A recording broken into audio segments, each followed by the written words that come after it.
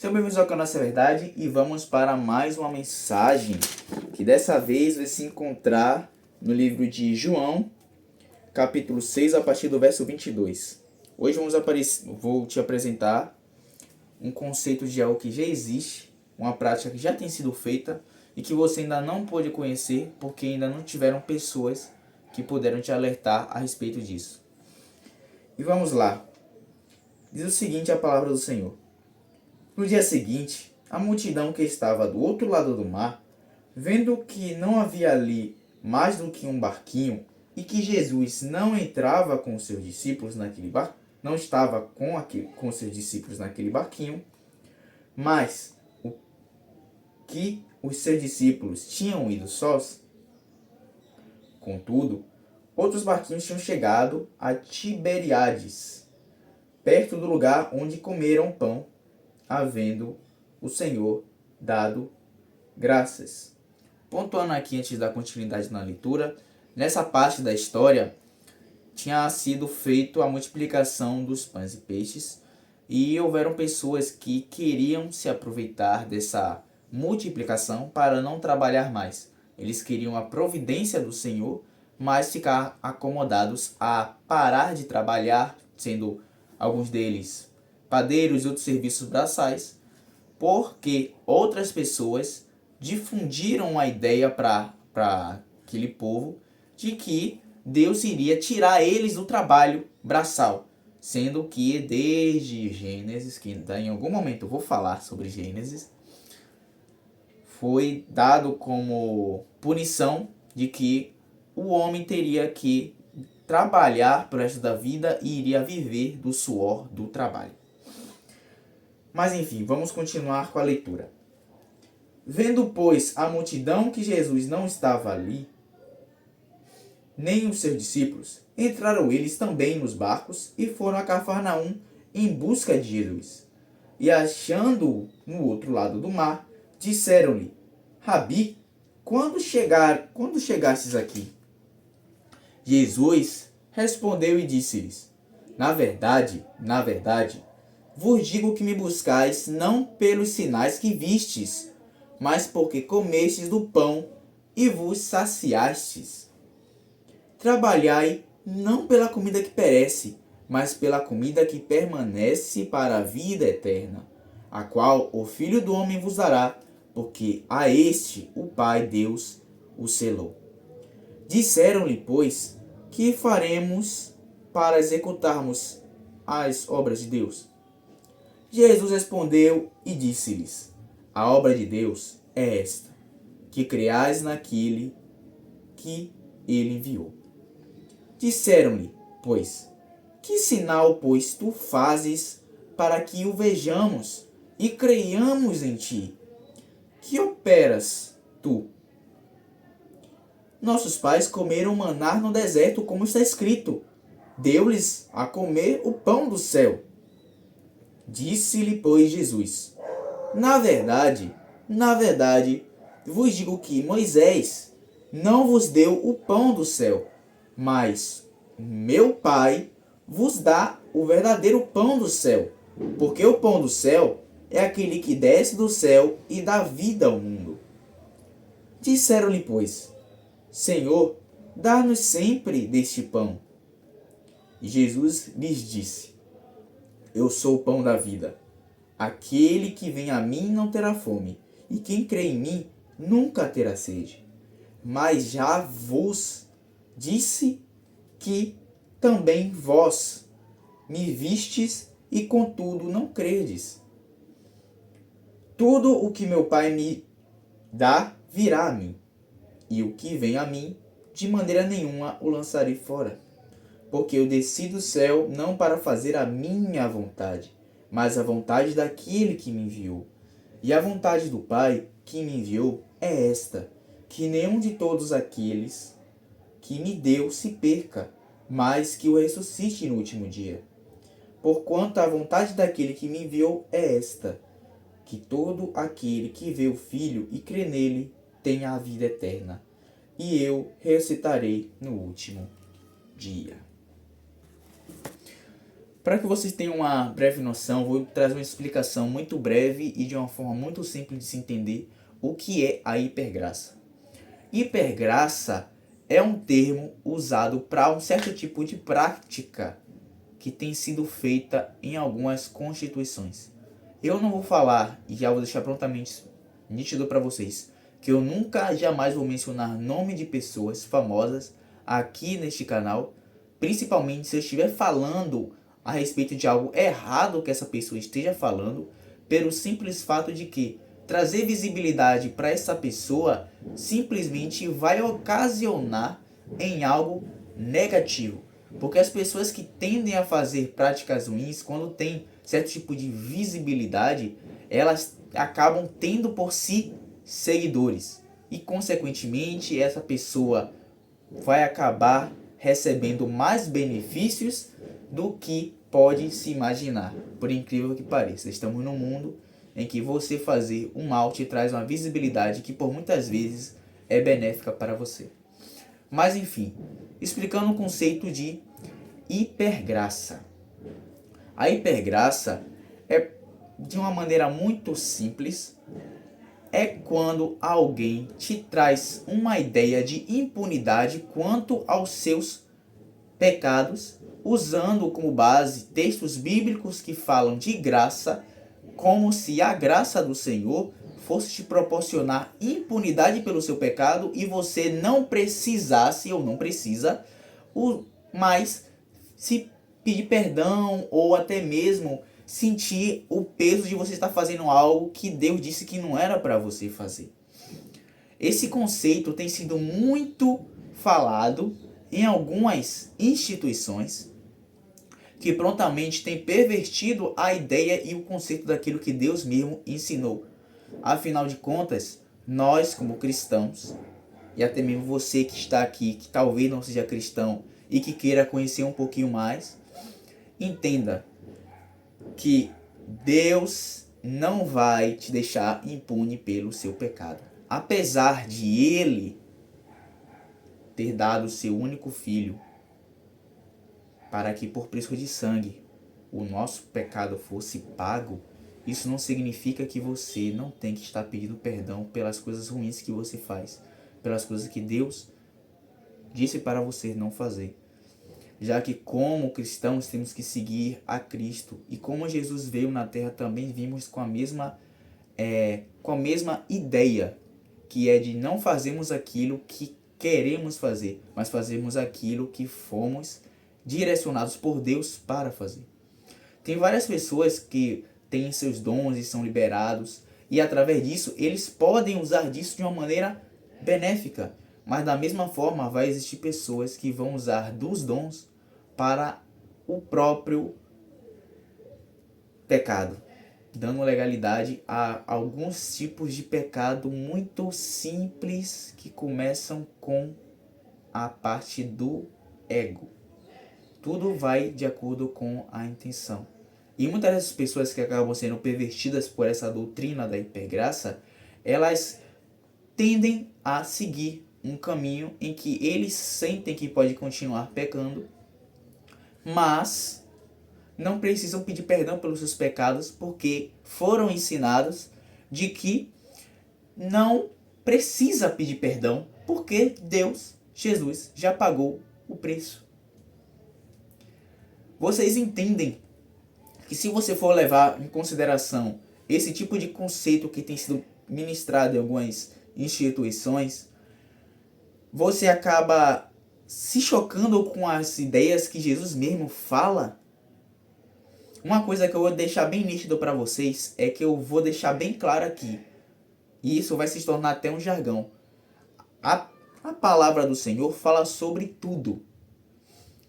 Mas apesar de um texto em específico carregar um tema principal, não significa que a gente não possa extrair mais conhecimento daquilo que foi ensinado.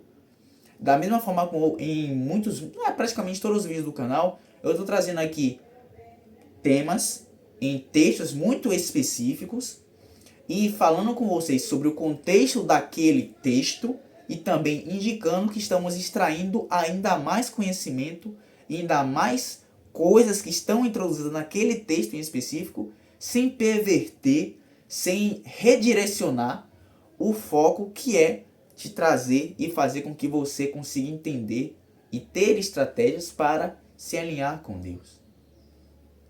Pode parecer muito simples da minha parte, mas é mais complicado do que parece, porque trazer algo e falar de uma forma com que as pessoas entendam de uma forma muito nítida é difícil. Porque a falar da palavra do Senhor não significa que eu vou trazer uma palavra de bênção, ou vou estar sempre falando de oração, ou vou estar sempre trazendo algo que venha inflar seu ego, ou trazer a noção de que você vai ter uma vida totalmente boa na terra. Porque não é disso que a palavra de Deus diz. Não vai dizer que você vai viver uma vida completamente boa, que você não vai passar pelas suas dificuldades. Mas ele deixa bem claro que passando por tudo isso e perseverando até o fim, há uma recompensa. Mas há um processo que você precisa passar. Da mesma forma, todos passam por um processo. Se fosse realmente para a gente seguir esse conceito de hipergraça, como muitas instituições têm falado, e eu nem preciso citar as instituições também, porque como eu falei, eu não vou trazer essa visibilidade que não é legal elas receberem, mas é para vocês terem noção de quando vocês chegarem num ambiente que esteja trazendo para vocês, porque eles não dizem que é hipergraça, mas eles usam da graça do Senhor, que é algo excepcional para explicar em um vídeo só. Possivelmente eu vou estar trazendo aqui um convidado para estar explicando melhor o que é a graça do Senhor de uma maneira mais branda e direta para vocês. Entenda quando vocês chegarem num ambiente em que tiver alguém falando de muita bênção, de muita profecia, de muita coisa boa, mas sem falar das consequências e principalmente falar a realidade, sinto lhe dizer que é melhor você sair dessa instituição e buscar em Deus uma que esteja alinhado com Ele. Porque essa instituição que estiver alinhado com Ele, que é mais conhecida como Igreja do Senhor, a Igreja do Senhor vai te trazer a verdade. E vai te proporcionar um direcionamento para que você consiga estar alinhado com Deus. Porque enquanto você continuar num ambiente que vai te prometer falsas coisas, você vai estar literalmente sendo manipulado. Da mesma forma como ministrei no vídeo anterior sobre a questão de massa de manobra, vocês podem estar olhando aqui no canal, que é um vídeo bastante recente. Vocês vão acabar se desalinhando com Deus e nunca vão ter uma profundidade, pelo simples fato de que vocês estão seguindo alguém que não tem profundidade, mas tem palavra para conseguir chamar a sua atenção, para conseguir te prender naquele ambiente. Porque perante o mundo todo que tem palavras tão ruins, o mundo todo que tem tanta coisa ruim, por que não estar num ambiente que está dizendo para você que ali você vai conseguir tudo aquilo que você quer na sua vida, te prometendo algo que por muitas vezes não é cumprido. E por muitas vezes o que essa pessoa ganha de você e que você não percebe é os frutos do seu esforço. Eu não estou fazendo uma crítica perante dízimos, mas se você está vendo que alguém está vendendo para você uma bênção, desconfie, porque Deus nunca vendeu bênçãos. E se você for se aprofundar na palavra do Senhor, eu te digo, se aprofundar na palavra do Senhor, o rei Naamã, ele estava doente e chegou um determinado momento, vou até deixar aqui na descrição onde está essa passagem, estava doente e ele simplesmente correu de atrás de alguém que poderia curá-lo. Esse profeta, ele foi, pediu para que o servo dele fosse até Naamã e indicasse o que Naamã precisava fazer, que era o seguinte: Naamã teria que ir para o rio Nilo, se banhar 7 vezes E naquele tempo o rio Nilo era considerado um rio muito sujo, muito imundo. E ele não gostou inicialmente. Mas mesmo assim, o rei Naamã foi lá, se banhou 7 vezes, na 7ª vez ele foi curado da lepra. Depois disso, o rei Naamã, ele voltou e foi entregar, foi primeiramente falar, né, a respeito da cura que ele tinha recebido, agradecer, e queria dar um valor para esse profeta. Inicialmente o profeta recusou, mas o seu servo ficou muito, vislumbrado com o valor. Ele sentiu interesse, a ganância bateu, e ele foi até Naamã, parou Naamã no meio do caminho de retorno dele e pediu um valor. Moral da história: depois que o profeta descobriu que o seu discípulo tinha pego o valor de Naamã, ele também acabou recebendo, esse discípulo recebeu a lepra, a mesma doença que Naamã tinha.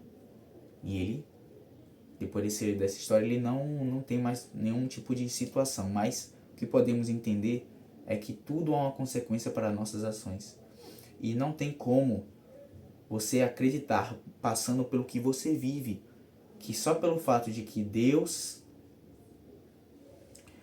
se entregou por nós e pagou o preço pelo pecado, que você não precisa se arrepender do seu pecado, que você não precisa reconhecer o seu erro. Porque se é para você ficar andando sujo o tempo todo, está indo para a igreja, mas continuar fazendo o que você faz antes de você não ir, porque você não está alinhado. Você simplesmente tá numa fantasia irreal. Criou uma realidade que não bate com aquilo que Deus mesmo fez e falou. Claro que você vai ver muitas pessoas que vão trazer para você uma palavra fora do contexto. Mas entenda que aqueles que estiverem totalmente desalinhados vai te trazer o contexto para você conseguir compreender.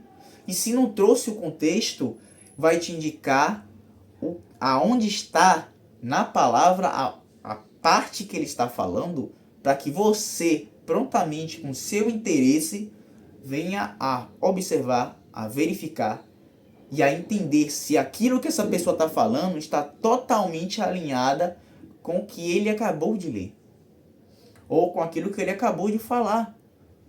Se realmente fôssemos, e essa aqui é a palavra definitiva para finalizar o vídeo, se fôssemos realmente considerar que não precisamos nos arrepender, acreditar nessa ideia de hipergraça, de que não precisamos nos arrepender, que está tranquilo a gente continuar pecando, que está tranquilo a gente continuar fazendo o que a gente fazia antes de a gente ir para a igreja, né? Antes de a gente aceitar Jesus, não teria uma passagem muito específica em que Jesus fala: aquele que quiser vir após mim, negue-se a si mesmo, tome sua cruz e siga-me. Negar-se a si mesmo é abdicar daquilo que você faz para poder viver o propósito do Senhor. E o propósito do Senhor só vai ser ativado na sua vida quando você conseguir entender e se alinhar a Ele. Vai haver, claro, outros vídeos que vão falar mais profundamente a respeito de propósito, a respeito de dons e de pontos que eu toquei aqui nesse vídeo. Mas o foco principal é: não se alinhe, não se misture, não se engane por essas falsas promessas de pessoas que só querem grandes quantidades de pessoas ao seu meio e não querem trazer para você a realidade de que não é sobre a quantidade de pessoas que está sentado no seu banco atrás de você ou na sua frente, mas sim sobre você estar cheio de Deus, totalmente alimentado com aquilo que não se encontra em supermercado e que o dinheiro não compra, e que é o ser mais importante nas nossas vidas.